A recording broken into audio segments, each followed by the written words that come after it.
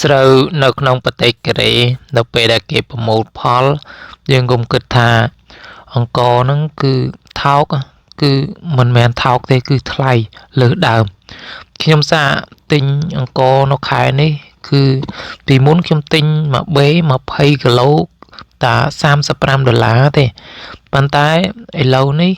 ពេលដែលកសិករគេកំពុងតែប្រមូលផលស្រូវហ្នឹងស្រូវទុំឲ្យពេញស្រែហ្នឹងបែរទៅជាអង្គឡើងថ្លៃអង្គមួយបេឥឡូវ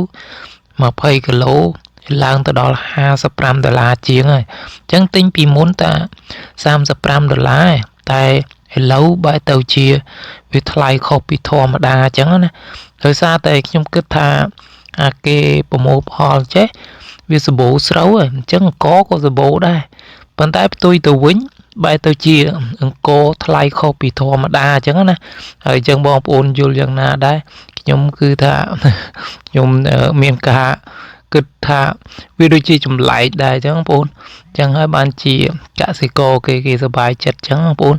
គឺថាមិនដឹងគេធ្វើយ៉ាងណាទេបែរទៅជា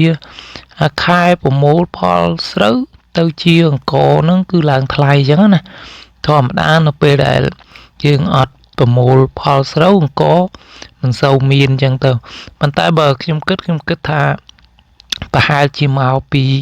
អង្គហ្នឹងវាអង្គស្រូវថ្មីអញ្ចឹងណាអញ្ចឹងបានវាថ្លៃអញ្ចឹងណាអញ្ចឹងហើយបានជាខ្ញុំទិញខែនេះខ្ញុំគិតថាខែមុនស្រូវគេអត់ទាន់ទុំអីចឹងណាអញ្ចឹងខែនេះគឺ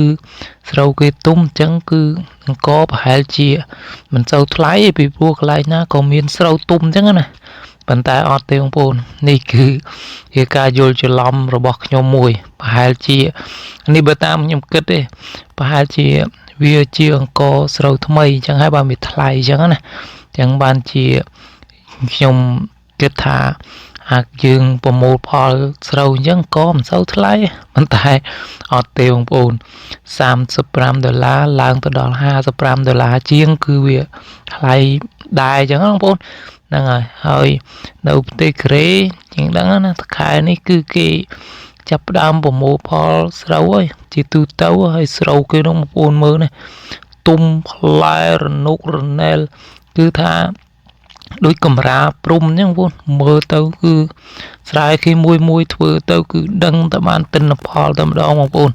ហើយបើថាផ្លូវគេហ្នឹងគឺដឹកជញ្ជូនគេហ្នឹងប្រទេសកូរ៉េទៅណាក៏ផ្លូវបេតុងដែរបងប្អូនគឺថាសម្បូរលុយ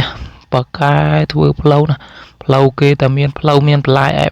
ហ្នឹងគឺផ្លូវគេអញ្ចឹងគឺមិនសូវដក់ទឹកដក់អីអញ្ចឹងគឺវាប្រើបានយូរបាទសូមអរគុណសូមជម្រាបលា